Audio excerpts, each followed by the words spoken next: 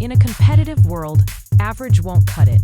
The Success Launch Point shows you how to stand out, deliver massive value, and rise above the crowd. With on-demand courses, expert coaching, and a community focused on growth, you'll accelerate your career and your paycheck. It's time to level up. Check out modernobserver.com/launchpoint.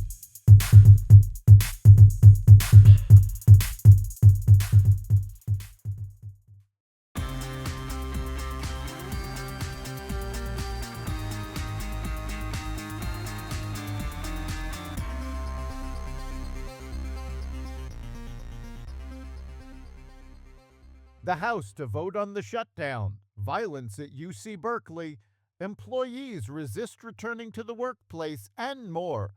Welcome to the Raw Naked Truth. I'm your host, Eric Lopkin, and here's the news you need to know. A vote to reopen the government could come as early as this afternoon after the House Rules Committee advanced the Senate-approved funding package yesterday. Several progressive House Democrats have called on Senator Chuck Schumer to step down as minority leader, arguing that he gave in to Republicans and walked away essentially empty-handed. The House, which has been on recess since September, is expected to approve the package today before it heads to President Trump's desk to be signed. Many Democrats denounced the deal and threatened to keep the government closed because it does not address their demand that the government extend federal health care subsidies that are set to expire on January 1st. The deal does guarantee a vote on health care subsidies in the Senate, but not in the House. Even if the shutdown ends soon, experts say it could take weeks for air travel to get back to normal. The Supreme Court extended a block until Thursday night on lower court orders requiring the Trump administration to make full supplemental nutritional assistance program payments during the government shutdown. It does not reflect a decision on the underlying legal merits of the case, but it keeps on hold November food stamps for roughly 42 million recipients for another 2 days as the House prepares to vote on the funding package that recently cleared the Senate. The package would reopen the government and restore SNAP, resolving the legal battle without the need for the Supreme Court to intervene further.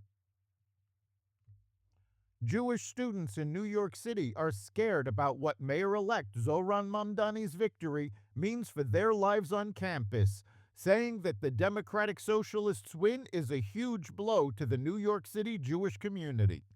Students from Columbia University, Barnard University, and Baruch College revealed some of the major concerns held by Jewish students ahead of Mamdani's swearing in on New Year's Day. "I think it's a huge blow to the New York City Jewish community," Aidan Hellinger of Baruch College told Fox News Digital. "We're looking at someone who has shouted out the Holy Land Five in a rap song, which he still hasn't taken off his Twitter. He supported Globalize the Intifada, refused to condemn it, and I think that's such a dangerous precedent. We have never seen a socialist country that has actually worked, and I think this may be a major downfall if Mr. Mamdani is actually able to act on his policies that he stated that he wants to affect," Eliana Berman of Barnard College explained. On Monday night, protests broke out during a Turning Point USA rally at UC Berkeley, according to local television station KRON. Students and community members expressed their opposition to the rally outside, which led to violent confrontations and arrests, the outlet reported. The Department of Justice will investigate the protests. The department, quote, "will investigate what happened here, and I see several issues of serious concern regarding campus and local security and Antifa's ability to operate with impunity in California," said Assistant Attorney General Harmeet Dillon in response to reports that Antifa was behind the violence. SoftBank sold its entire Nvidia stake to fund investments in OpenAI. The Japanese tech investor said it offloaded its entire $5.83 billion stake in Nvidia in order to bankroll its AI bets, namely the tens of billions of dollars it's pouring into OpenAI. Earlier this year, SoftBank agreed to invest $30 billion in the ChatGPT maker by the end of 2025, and that bet is already paying off. It said its fiscal second quarter profit more than doubled from last year thanks to OpenAI's ballooning valuation.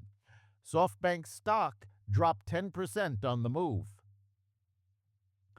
The fight to get employees to return to the office full-time continues. Paramount lost hundreds of employees ahead of plans to bring staffers back to the office in person 5 days a week, according to a presentation for company shareholders presented this week. The directive, which will touch all departments at the sprawling media conglomerate, begins in January and is aimed at unlocking Paramount's full potential and creating a more connected, agile organization, the company said. Employees in the company's two largest hubs, Los Angeles and New York, at the vice president level and below, were offered the option of a voluntary severance package if they are unable or unwilling to return to the office full-time. Approximately 600 employees chose the severance package over returning, Paramount said. That's the Raw Naked Truth. You can catch every episode of the Raw Naked Truth Daily News Brief, as well as our sister podcast, Carnivore Radio, with news analysis and commentary, and the rest of the Exvadio podcast network at exvadio.com, the Apple Podcast app, YouTube, Rumble, Spotify, iHeartRadio, Audible, Amazon Music, and other platforms that respect freedom of speech. We'll see you next time.